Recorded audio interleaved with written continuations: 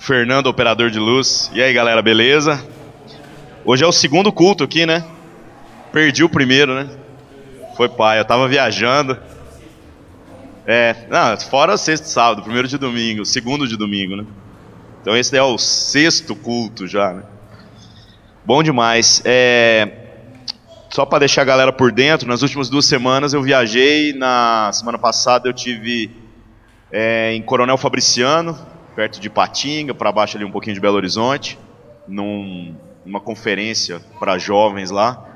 Foi bem legal, só que o negócio era na segunda à noite, aí acabou que aproveitou que eu tive que ficar o fim de semana todo lá. Mas foi bem legal. O pessoal, assim, tá fazendo um trampo massa. Vocês imaginam que eles têm um espaço até relativamente pequeno, mas tinha gente caindo pelas janelas, assim, ó, de tanta gente no evento que eles fizeram na segunda à noite. Eu falei, cara, que coisa louca, né?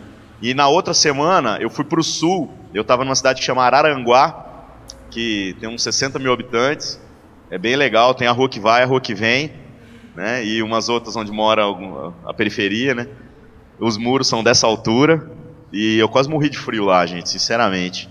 Eu pretendo, assim, não ir para um lugar desse despreparado nunca mais na minha vida, porque eu passei frio de verdade. Aí pra suportar o frio, o que eu fazia? Eu vestia todas as roupas ao mesmo tempo, né?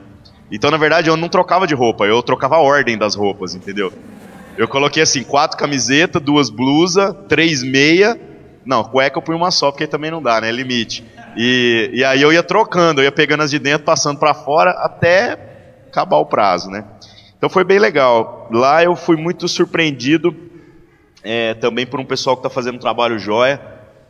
Uma igreja que tinha umas 70, 80 pessoas, começou um trabalho com jovens, tem mais de 200 hoje. Então vocês imaginam assim, o quanto que te enche de ânimo poder ser testemunha viva das coisas que Deus tem feito aí por todo o Brasil, né? Nos mais diferentes contextos. A mensagem que eu queria compartilhar com vocês tem a ver com esse videozinho que eu pedi para passar aqui. E você viu que legal essa chamada? É das Paralimpíadas de Londres, que começa exatamente depois que terminar as Olimpíadas agora no mês que vem.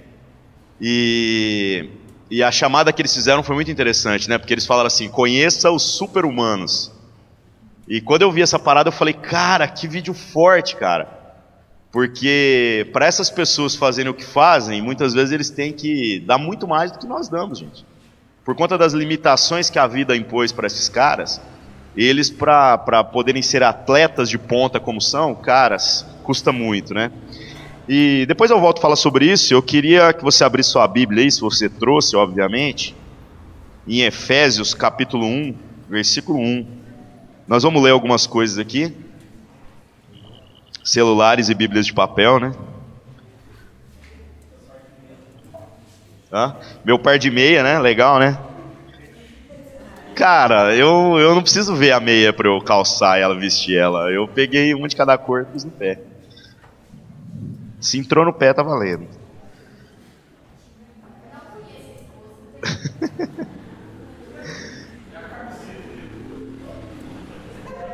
Eu ia vir com essa camiseta 2 semanas atrás, mas eu viajei, né? Para celebrar o título do Corinthians. Vamos lá. Efésios 1:1.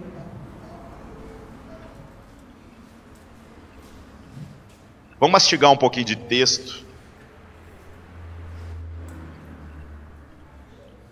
Olha que legal, Efésios capítulo 1, versículo 1. Paulo, apóstolo de Cristo Jesus, pela vontade de Deus, aos santos e fiéis em Cristo Jesus que estão em Éfeso. A vocês, graça e paz da parte de Deus, nosso Pai, e do Senhor Jesus Cristo. Versículo 3.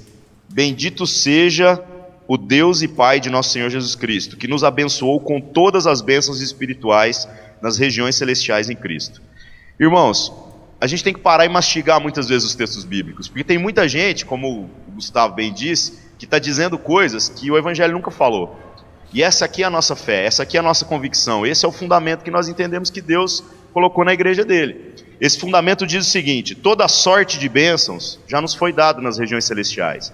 Agora, esse papo furado de que você precisa não ficar doente para poder ter o favor de Deus, você precisa ter o carro que você quer para ter o favor de Deus, Você precisa ter o emprego que você quer, emprego mesmo, porque trabalho ninguém quer, né? Todo mundo quer ser funcionário público, ganhar muito e fazer nada, né? Irmãos, Deus não está nem aí para isso. Deus não está nem aí, Ele não tem compromisso nenhum com isso. Tudo que você precisa, Deus já te deu. Mesmo que aquilo que você precisa seja de dor e sofrimento. Tenha certeza disso. Versículo 4. Porque Deus nos escolheu nele antes da criação do mundo, para sermos santos e irrepreensíveis em sua presença. Aqui, irmãos, está um dos maiores segredos da fé em Cristo, e que muitas pessoas têm sido negligentes quanto a isso. Você está achando que você aceita Jesus? Tenha a plena convicção de que é Cristo que te aceitou e te escolheu primeiro. Então sabe por que você vai conseguir vencer a luta contra o pecado? Não é pelo seu esforço pura e simplesmente, mas você vai se esforçar porque você tem a plena convicção de que foi Ele que te chamou. E se Ele te chamou, Ele vai dar todas as condições para que você possa ser vitorioso naquilo que é o plano dEle. Porque os planos de Deus não se frustram. E tem muita gente que às vezes está vivendo crise quanto a isso. Tem gente que ainda está dando murro em ponta de faca, dizendo assim, ai, mas se eu não fizer eu não vou conseguir, se eu não fizer eu não vou ser. Irmão, desencana. Aquilo que Deus está dizendo que você já é. Talvez os seus olhos e os nossos também ainda não veem isso. Mas Deus está dizendo que te chamou. Então você tem que crer nisso. Ele nos escolheu desde antes da criação do mundo. 5.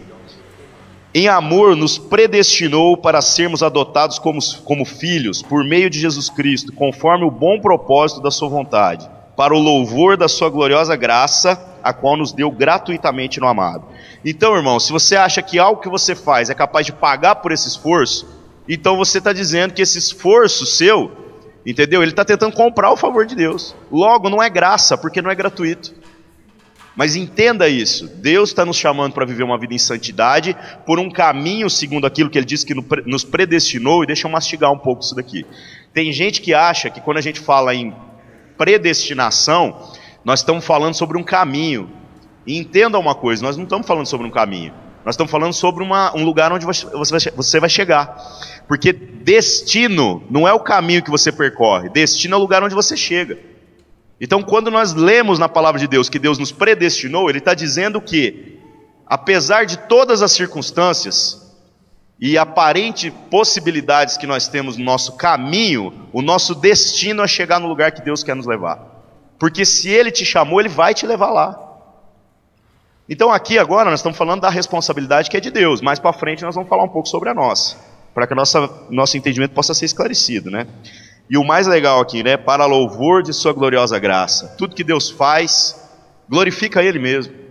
Não é para glorificar o seu esforço, o seu empenho, a sua beleza. Nada disso. Deus não está nem aí para isso. Ele não precisa da sua ajuda. Você precisa da sua ajuda. Versículo 7. Nele temos a redenção por meio de seu sangue. Nele Cristo, né? O perdão dos pecados de acordo com as riquezas da graça de Deus, a qual Ele derramou sobre nós com toda a sabedoria e entendimento. Olha só essa questão aqui, irmãos. Sabedoria e entendimento. Eu estava conversando com o Leozão essa semana e a gente meio que escreveu essas paradas aqui juntos, gente viajando em umas ideias e tal. E eu rascunhei uma parte de coisa, eu falei, vou pregar esse negócio domingo, cara, que eu achei essa parada legal. Eu tenho me preocupado muito com relação a essa apatia que a gente tem visto com relação ao conhecimento das Escrituras, a se dedicar a saber mais a respeito de Deus, a descobrir os mistérios de Deus. Parece que teologia se tornou algo distante de nós, ou se tornou uma masturbação intelectual de coisas que não levam você para lugar nenhum. Você começa a pegar um texto e fica polemizando coisas que Paulo fala para você não fazer, porque ele diz que quando você pega um texto e começa a levar por lados, entendeu, que já transcende a lógica, já vai para o lado assim, como eu falei, da masturbação do texto mesmo, sabe onde é que isso termina? Termina nas questões loucas e sem resposta, as questões que andam em círculos assim, né, como a do Tostines, né, se ele é fresquinho porque vem demais, ou ele vem demais porque é fresquinho, você lembra disso? Então, essas questões em círculo são coisas na nossa vida que não nos levam a lugar nenhum. Mas o conhecimento objetivo da palavra de Deus nos leva a conhecer Deus. Quando você se dedica às Escrituras e você se dedica a viver as Escrituras, obviamente você se aproxima de Deus. E aí o poder do Evangelho começa a ser visível na sua vida. A sua vida muda, tudo muda. O lugar onde você vive muda, as relações com as pessoas que você se relaciona mudam, tudo é transformado. Mas tem muita gente que tem dificuldade de entender isso. O cara fala assim, não, a minha relação na igreja está massa.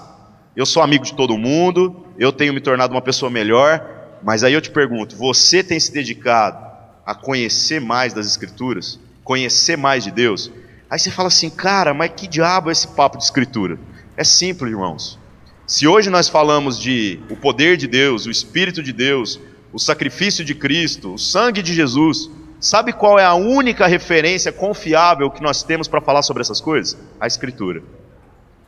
Se alguém falar que conhece o Espírito de Deus, mas isso não for segundo aquilo que a Escritura fala, essa pessoa, na verdade, pode não estar falando de Deus.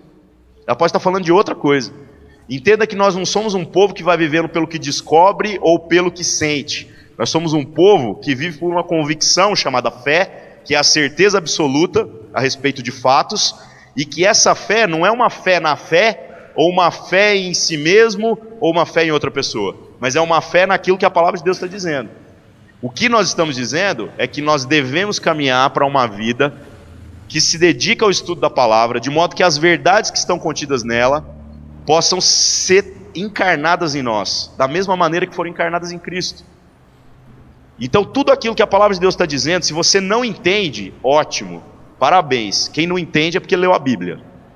Agora, quando você não entendeu, agora nós temos que começar a partir para o próximo passo, que é buscar o conhecimento para que essas coisas possam se esclarecer.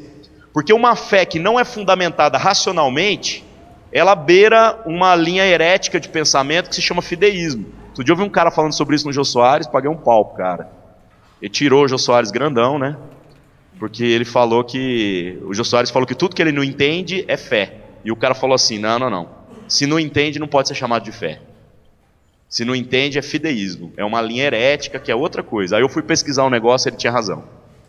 Ele estava certinho. Então, a fé que Cristo está nos chamando a ter é uma fé que compreende aquilo que a palavra de Deus está dizendo. De modo que essas coisas possam estar consolidadas na nossa vida. A gente possa compreender claramente. Quando alguma coisa acontecer na sua vida, você vai poder virar para o cara e falar rasgado. Falar assim, cara, a palavra de Deus fala isso por causa disso, disso e disso. Eu entendo isso por causa disso. Eu faço assim por causa disso. Tudo muito bem fundamentado, né? E voltando lá no texto. Versículo 9. E nos revelou o mistério da sua vontade, de acordo com o seu bom propósito que ele estabeleceu de Cristo. Isto é, de fazer convergir em Cristo todas as coisas, celestiais ou terrenas, na dispensação da plenitude dos tempos. Até aqui tá bom. Vamos voltar lá. Essa semana a gente estava fuçando no Facebook, vendo uma par de coisa engraçada lá, até que um amigo nosso lá de São Paulo postou um versículo que eu já li ele algumas vezes, mas sabe aquelas coisas que passam desapercebidas? E muitas vezes você vai lembrar disso anos depois, né? E o texto está em Provérbios 25, 2. Fala assim, ó. A glória de Deus é ocultar certas coisas. Tentar descobri-las é a glória dos reis. Nós gastamos um tempo, né? O Leozão abriu trocentas versões em tudo quanto é idioma, e eu saí pegando outras traduções da Bíblia, que eu falei assim, eu quero entender que porcaria é essa daí, velho. Que papo é esse de que tentar descobrir as coisas que Deus oculta é a glória dos reis? E eu fiquei surpreso. Na verdade, o sentido disso daí se aplica da seguinte maneira, que aquele que busca descobrir os mistérios que Deus tem escondido de todo o povo, de toda a humanidade, essa pessoa ela deve ser chamada de nobre. Essa pessoa, ela é especial. Então, quando nós estamos falando de que Deus nos chamou, Deus nos predestinou, Deus fez com que a gente estivesse até aqui, para que a gente pudesse então caminhar pelo caminho que Ele está chamando de santidade, gente, se você de fato corresponder a esse chamado que Deus está colocando na sua vida, dedicando a sua vida a conhecer Deus através das Escrituras, então você é uma pessoa nobre. Se você se contenta com pouco, a própria palavra te chama de criança. A própria palavra fala que você é um bebê, que na verdade vai ficar bebendo leite o resto da vida. Vai depender de culto e da pregação do mané que vem aqui na frente pegar o microfone para falar umas paradas para você. Se morrer os pastores, acabou a igreja. Se te jogar numa ilha deserta e não tiver um pastor para pregar para você, você nega a fé. É uma merda, irmãos. É uma porcaria. Agora, Deus quer mais, muito mais do que isso para nós. Na verdade, Cristo quer nos levar a uma vivência do Evangelho onde a gente conheça profundamente a Deus. Onde talvez num dia a gente possa chegar aqui sem preparar nada e falar assim: ô, prega aí, babão, vem cá, pega o microfone e vai. E aí ele vai estar pronto. E muitos aqui têm estado prontos. Muita gente aqui, talvez pela vergonha, vai vacilar um pouco. Mas vocês já viram como a gente sacaneia nos dízimos aqui, né? A gente geralmente escolhe um cara no dia para falar de dízimos e ofertas e avisa ele com 1 minuto de antecedência. Sabe para quê? Para não preparar mesmo, é para ferrar um pouco. Você fala: cara, mas como assim? Como é que eu vou falar de dinheiro? Fala: cara, a questão de dinheiro e como você se comporta com o seu dinheiro no reino de Deus, isso não é algo claro na sua vida? Se é claro, fale sobre isso. Você não precisa preparar, você não precisa estudar para isso. Você deveria saber isso, porque se você não sabe, obviamente tem alguma coisa errada na sua vida. Você está dando dinheiro sem saber, você está errado. Você não quer saber para não dar, você também está errado. Agora, se você sabe o porquê que Deus fala tanto de dinheiro na Bíblia, você sabe, e se você souber é legal isso. Por quê? Porque aí a hora que aqueles pilantras estiverem tentando arrancar o seu dinheiro, você também vai saber que você não deve dar. Então olha como o conhecimento da palavra de Deus vai te libertando. Você não se torna escravo mais de coisas que homens falam, mas através do conhecimento da palavra você se torna livre. Você não depende mais de alguém dizer o que você tem que fazer. A sua vida se transforma. E aí eu parei para pensar, será que aquele texto está no Apocalipse quando fala assim, né, que a igreja lá abandonou o primeiro amor, né? Tenho contra ti que abandonaste o primeiro amor. E vocês já viram esse papo de primeiro amor, né? Isso é uma coisa bem de crente, né? Os crentes falam assim: não, porque quando você se converte, aí você está no primeiro amor. Aí tem um cara na igreja que o cara está vivendo com Deus coisas fantásticas, e o cara está mó empolgado, o louvor pode estar uma porcaria, que para ele parece o melhor louvor do mundo, porque esse cara está vivendo coisas em Deus que muitas vezes nós não estamos vivendo mais, né? Mas quando esse cara está lá empolgado, os outros olham para ele e falam assim: não, ele está empolgado assim porque ele está no primeiro amor. Gente, eu sempre abominei essa expressão, sinceramente. Eu devo estar lá para o 8º amor, mais ou menos, mas eu penso assim: será que aquilo que eu estou vivendo hoje é inferior àquilo que eu vivi anteriormente? Porque se realmente nós temos que voltar lá atrás. Mas será que a nossa vivência hoje com o Evangelho, você pode aí dizer com toda certeza que você está vivendo coisas maiores e coisas mais profundas do que você viveu no começo? Se sim, então acho que você está no caminho certo. E de certo modo, eu entendo que na nossa vida aqui, na vida da maioria das pessoas, tem muita gente que já passou do primeiro amor e não tem perdido o ânimo, a disposição de andar uns com os outros, sabe, de servir uns aos outros, de estar aqui, esteja o louvor bom ou ruim, de reunir, que seja dentro de um prédio legal como esse aqui, que é bem maior do que aquele, ou na rua, ou em cadeiras, ou sentando no chão, sabe, tem gente que parece que já entendeu essas coisas todas. Nós já não precisamos de programação para ficar animado. A gente é animado por definição, né? A gente já está sempre animado. Gente, ontem nós vamos fazer a festa junina, né? Beleza, foi legal, né? Todo mundo se divertiu, comeu até o Fióis fazer bico. Tinha comida com força lá, gente. Deu lucro, sobrou dinheiro para o manifesto. Então se cumpriu o propósito. Quem não pagou, paga. Ainda aceitamos pagamentos atrasados. E sabe qual é o pensamento que toda vez passa pela minha cabeça no dia? Aconteceu no Senuc também, quando a gente organizou. O pensamento que passa na minha cabeça é assim: por que a gente está fazendo isso? Sabe por quê? Porque é muito trabalho. Ontem eu, Gustavo, Fernando, nós saímos 10 horas da manhã para resolver umas paradas da festa junina. Nós fomos parar 7h30 da noite. 7h30 eu fui tomar banho. As meninas lá em casa, a Marina e as outras meninas todas que foram lá ajudar na questão da cozinha, ficaram o dia inteiro lá, gente. Aí você fala: cara, que desgraça é essa, cara? Que trabalheira é essa? Pra que isso tudo? Pra que isso tudo? Vai, cada um dá R$10 aí, já levanta a grana que deu de lucro pro manifesto e acaba o negócio. Mas então a gente percebe que uma vez que a gente tem a convicção do porquê a gente vive junto, do porquê a gente faz as coisas, então a gente faz as coisas com prazer. Hora que a gente estava na festa, você olha para aquilo tudo que está acontecendo, você fala assim: cara, valeu a pena, foi muito bom. E hoje eu lá lavando aquelas panelas, com aquela crosta de caldo que ficou presa no fundo, Mas era pouco, era só 4, sabe? E você passava o bombril e não saía, e eu raspando com a colher, e fervendo água, e você sofrendo lá, mas falando assim, valeu a pena. Se fosse o dobro eu ainda topava de novo. Isso é sobrenatural, né, irmãos? Então, de certo modo, o que é esse primeiro amor? O que é esse primeiro amor na nossa vida? E eu tenho pensado, será que o primeiro amor não é de fato aquilo que na nossa vida nos deslumbrava para as coisas de Deus? Porque quando eu conheci a Cristo e eu fui conhecer as Escrituras, gente, eu devorava a Bíblia. E eu não estou dizendo para você que era gostoso ler Bíblia. Porque se você tem dificuldade de ler a Bíblia, parabéns, você é normal. Mas se você se esforça, se você vai contra aquilo que é o normal da sua vida, parabéns, você é um filho de Deus, você está vivendo o sobrenatural de Deus. E de certo modo eu experimentei isso na minha vida. Cara, eu começava a ver o negócio, então eu ia lá ler Jó. Eu começava a ler Jó e falava, que negócio louco é esse?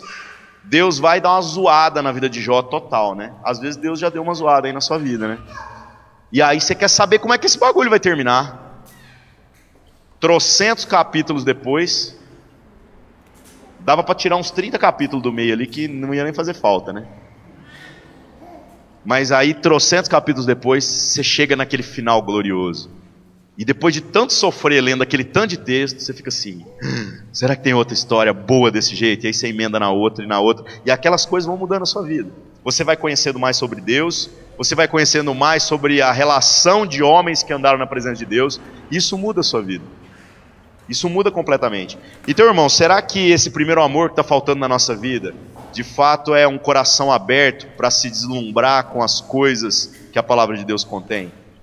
Será que não é exatamente nesse ponto da nossa vida que nós temos que voltar? Aí você fala assim, cara, mas eu estou com dificuldade de estudar a Bíblia. Será que você não está sofrendo porque você está fazendo isso sozinho? Será que num pequeno grupo que a gente tem se reunido todas as semanas, não pode ser um lugar que pode ser um alívio para você? Lá em casa a gente está se divertindo bastante fazendo isso. E vou falar para você, está demorando. A gente fazia reunião de 1 hora e meia. Nossas reuniões agora estão dando 2 horas e meia, 3. Você fala, credo? É. Mas tá cheio, né? Tá massa, né, Geleia? A galera fica assim, qual que é o estudo da próxima semana? Tem uns caras que lê antes, com antecipação. Você já viu isso? Então, nós estamos experimentando isso. Então, fazer essas coisas juntos, sabe? Um fala uma coisa, outro fala outra. A gente vai viajando naquilo que a palavra de Deus está nos dizendo. Isso pode transformar a nossa vida, irmãos. Então, nós precisamos novamente ser pessoas que querem viver as coisas de Deus, que querem conhecer Deus através da Escritura. Gente que vai encarnar essa palavra, gente que não vai ficar vivendo de vento em vento, né? E tá difícil, irmãos, tá difícil, porque nós estamos convivendo hoje com a apatia de pessoas que têm preguiça de perguntar as coisas até pro Google. Um cara chegou para mim no Facebook essa semana e falou assim, o que é tal coisa? Sem brincadeira, eu achei a pergunta tão estúpida, mas tão estúpida, que eu fui no Google, pesquisei, eu catei a primeira pergunta, a primeira resposta, que era da Wikipédia, e dei Ctrl V para ele. Falei, tá aqui. Aí o cara, nossa, que legal. Eu falei, ah não, cara, morre. Pelo amor de Deus, gente. Pelo amor de Deus, gente. Parece que tudo aquilo que Deus revelou está na nossa cara. Tudo aquilo que o homem fez está no Google. Mas você não quer descobrir. Você quer pegar carona na experiência dos outros. Você quer pegar carona na espiritualidade alheia. Você não quer saber, você quer que alguém te conte como é que faz. Gente, Deus me livre. E que na nossa vida com Deus, entendeu? A gente possa se livrar disso daí também. Para de vir no culto porque é legal, ou porque as pessoas estão vindo, então você também quer vir. Ou você começa a se dedicar a conhecer Deus profundamente, ou então fica na sua casa. Não se engana, não engana a gente não. Bom, enganar a gente você já não engana, a gente não é tão bobo assim. Não perde seu tempo, não perde o nosso tempo. Aí você fala, cara, você está me mandando embora? Não, é a palavra de Deus que está te mandando embora. Você não perder seu tempo, gasta a sua vida pecando mesmo. Daqui a pouco você vai para o inferno, vai acabar o tempo, aproveita. Mas se a gente entende que Deus nos chamou, se você dentro do seu coração tem essa convicção que você fala assim, cara, eu queria estar vendo Faustão uma hora dessa, nossa, ia ser muito bom, mas eu estou aqui, não sei porquê, no sacrifício, né? Gente, eu gosto muito de vir pro culto, sério. Fica um dia em casa doente, liga no Faustão pra você ver. Você vai ver o tanto que o culto é bom. Você vai ver. Agora, se a gente entende que nós estamos aqui porque Deus tem nos chamado, porque Deus tem pesado a mão na sua vida e dito assim, cara, tem mais de mim para você saber, tem mais de mim para você conhecer. Se esse é o seu caso, então, gente, vamos se esforçar para conhecer mais sobre Deus, para viver com integridade diante uns dos outros e diante de Deus, para que a nossa vida seja coerente. Nós não estamos preocupados em atrair público ou em arrecadar muito dinheiro. Nós estamos preocupados em ser um povo que quer viver com Deus de verdade. Vocês entendem isso, gente? Você entende a responsabilidade que está sobre a sua vida agora? É a responsabilidade de corresponder a esse chamado que Deus está colocando. Nós não nos dissemos aqui agora há pouco que Deus nos escolheu, Deus nos predestinou, Deus não sei o quê? Então que isso seja verdade na sua vida ou não. E se não é, cara, vai embora. Durante muito tempo na minha vida eu tentei ir embora. Isso é algo que muitos aqui podem falar a mesma coisa, sabe? Eu falei assim, não, cara, esse negócio não é pra mim. Esse é um negócio que eu sou bom em desistir. Então eu vou exercitar o meu dom e vou desistir. Só que eu não consigo. E se eu não consigo, é mérito de Deus. É porque a graça de Deus tem alcançado a minha vida e eu tenho certeza que tem alcançado a vida da maioria aqui. Então, irmãos, se esforce, se esforce. Vamos ler aqui mais 2 versículos para encerrar. 1 Coríntios 9, 24. 1 Coríntios, Corinthians.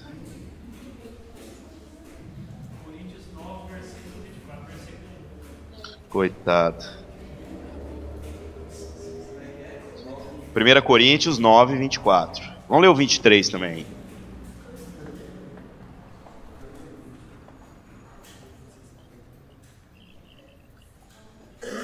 Beleza? Todo mundo abriu aí? 1 Coríntios 9, 23.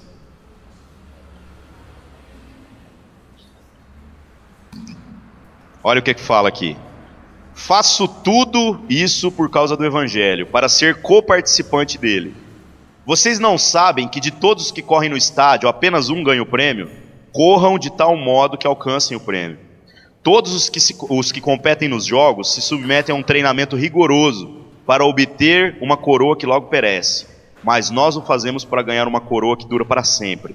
Sendo assim, não corro como quem corre sem alvo, e não luto como quem esmurra o ar, mas eu esmurro o meu corpo e faço dele meu escravo, para que depois de ter pregado aos outros, eu mesmo não venha a ser reprovado.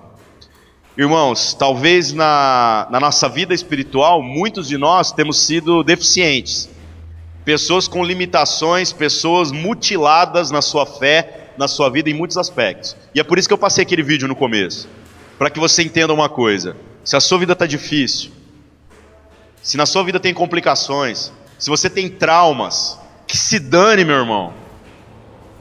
Você pode se esforçar mais, porque tudo que Deus tinha que fazer por você, Ele já fez.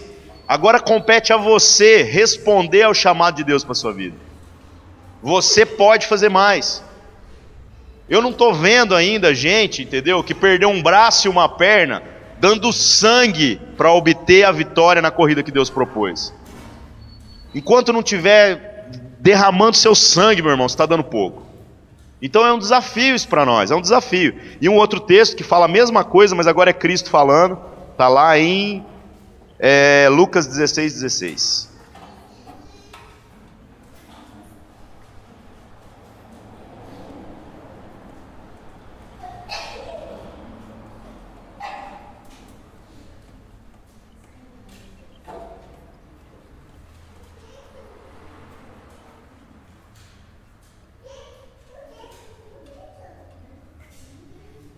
Olha só, Lucas 16, 16.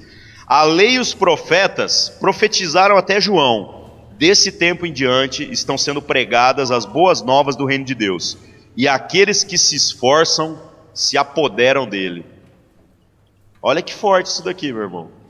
Sabe o que Cristo está dizendo? Ele está dizendo assim, não é pela observância da lei que você vai ser considerado salvo, bom, ruim, mal, nada disso. Mas é pelo esforço que você agora vai empenhar. E esse esforço, irmãos, uma vez que a gente compreende que Deus já nos chamou, Deus já nos deu toda sorte de bênçãos nas regiões celestiais e blá blá blá, ele tem que ser de maneira a corresponder esse chamado que Deus tem dado. Então a corrida já começou, a corrida é a sua vida. E Cristo já tem para você uma linha de chegada, que é o destino, porque Ele te predestinou a alcançar esse lugar. Mas agora depende de você. E você tem que se esforçar muito. A gente no pequeno grupo estava rindo disso, né, falando como a vida é uma maratona. E a melhor figura que a gente encontrou para definir a corrida na nossa vida é o seguinte: é como se fosse uma maratona, só que não de 42 quilômetros, uma maratona infinita. Então pode ser que você vai correr 100 quilômetros, pode ser que você vai correr 1000 quilômetros, ou pode ser que você vai correr 1 quilômetro. Sabe o que é graça? Graça é o seguinte: na hora que você estiver quase morrendo, que você for cair, Deus põe a linha de chegada no seu pé para você cair dentro. Isso significa o seguinte: que você tem que correr tudo, mas tudo que você correr vai ser insuficiente para que pelo seu próprio esforço você alcance a linha de chegada. Só que todas as condições para que a gente chegue lá, Deus já nos deu. Então quando você correr o seu tudo, tenha certeza que o tudo de Deus em seu favor já foi feito. E na hora H a linha de chegada vai vir no seu pé, para você cair do lado de lá. E para você chegar e alcançar o troféu. Então que a gente se esforce, que a gente lute, que a gente dê o nosso sangue, que a gente se apodere do reino de Deus, na perspectiva que Cristo tem nos dado oportunidade. Que a gente pare de dar desculpas, dizendo que a sua vida está difícil, que você não tem tempo, que você tem dúvidas, porque se você tem todos esses problemas, você tem que fazer alguma coisa. Você vai ter que arrumar tempo, você vai ter que andar com pessoas que possam ajudar você com essas dúvidas, você vai ter que ler mais a palavra, você vai ter que orar mais para ter relacionamento com Deus, porque essa palavra é viva. Ela não é um livro, nós não seguimos um livro, nós seguimos um homem, é Cristo. Esse livro é que aponta para Cristo, e por isso conhecer Ele é tão importante. E para encerrar de vez mesmo, esse papo para encerrar nunca acaba, né? Uma frase que o Leozão falou que eu achei bem interessante. Ele falou assim, ó: o reino de Deus não é para vagabundo. E eu falei, adorei essa parada, cara. Porque de fato isso é verdade, irmãos. Se você está procurando um lugar para folgar, se você não tiver com pressa, aqui é o lugar. Porque lá na eternidade você vai folgar. Lá no céu você vai ter uma plaquinha no seu túmulo: descanse em paz. Entendeu? Agora, se você quer folgar, irmão, não é aqui o lugar. Quando Cristo chama e diz para você tomar do fardo dele, que o fardo dele é leve, Ele está dizendo que você vai conseguir carregar o fardo dele. Mas entenda uma coisa: há fardo para ser carregado.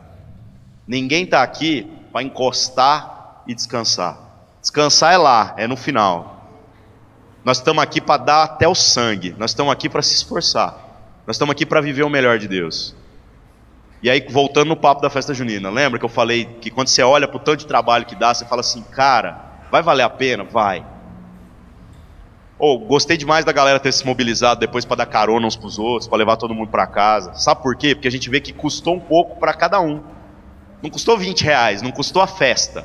Custou o pessoal se mobilizando. Ah, eu te dou carona, eu te busco, eu faço não sei o quê. Eu pago para o outro ir. Gente, glória a Deus por isso. É bom saber que as pessoas têm entendido a responsabilidade de fazer mais, de dar mais.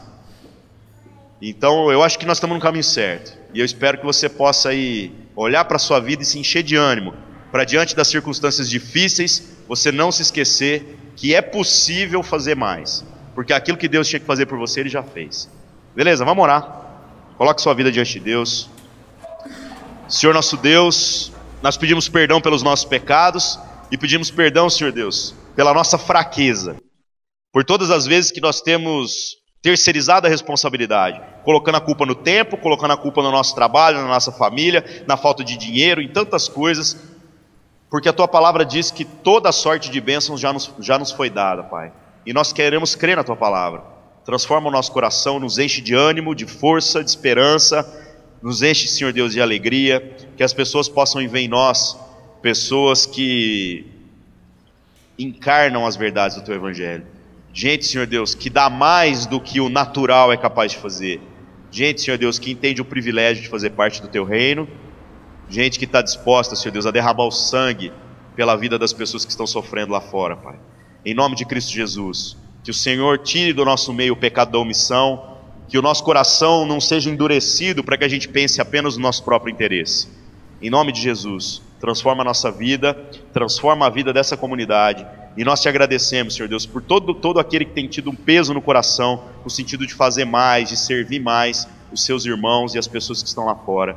Que o Senhor possa fazer com que esse esforço, esse sentimento, possa ser contagiante mesmo. Que nós sejamos uma igreja que seja conhecida pelo amor pelas pessoas, uma igreja, Senhor Deus, que seja conhecida pela transparência com que trabalha, e também, Senhor Deus, pelo esforço que empenha no cuidado com as pessoas que o Senhor ama. Em nome de Cristo Jesus, Pai, enche o nosso coração de amor pelas pessoas que estão sofrendo, que estão morrendo lá fora, que não conhecem o seu amor, para que a gente não possa mais ficar acomodado, correndo atrás daquilo que nos convém, mas que a gente possa fazer de tudo para repartir um pouco do que o Senhor tem nos dado com essas pessoas. Em nome de Jesus, Senhor Deus, amém.